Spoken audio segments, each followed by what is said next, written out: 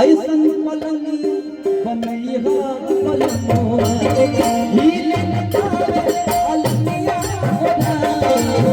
ऐसन पलंगिया बनैया पलंगों तेरे से आवाज पानी परम परम आदमी परम से बड़े भाई पहलवान जी धनंजय भैया हृदय से बहुत वंदन हेमंत के माध्यम से बहुत स्वागत करता हूं। ऐसन पलंगिया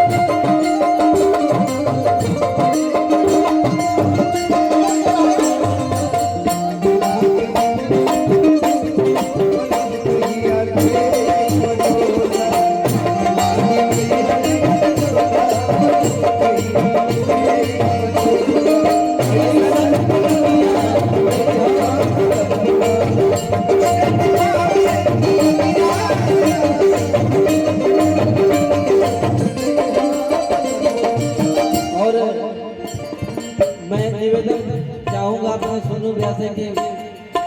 ये मेरी गीत सुन के ही जाएंगे, इन्हें खाना खा के भाग गया आदमी सरोज भैया। हाँ सोनू भैया, सोनू सिंह का से गाना सुन के ही जाएंगे, उनकी गीत में अभी गाऊंगा। कहना है कि लाल गाल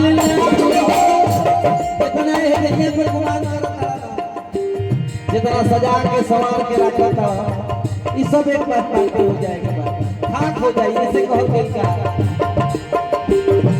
लाल देख लाल आपको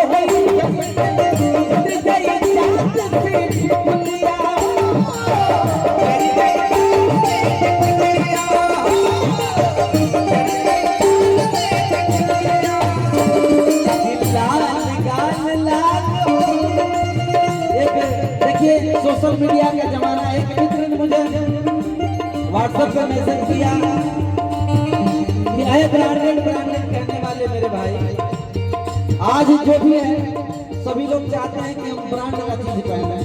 मेरा जूता हो, चाहे चप्पल हो, जींस हो, शर्ट हो, साड़ी हो, हर एक चीज ब्रांड का ही होना चाहिए। तो कहा गया कि अरे ब्रांडेड ब्रांडेड कहने वाले मेरे भाई, आपको ये भी याद होना चाहिए कि कफन का कोई ब्रांड नहीं होता, कफन का कोई ब्रांड नहीं होता, और नहीं उस कब्र में कोई अलमारी है जहाँ तुम इतना बना कर रखे हो दौलत जो ले जाओगे नहीं, मुट्ठी बांध के आना है, खाली हाथ जाना है। इसलिए कहना है कि लाल गान लाल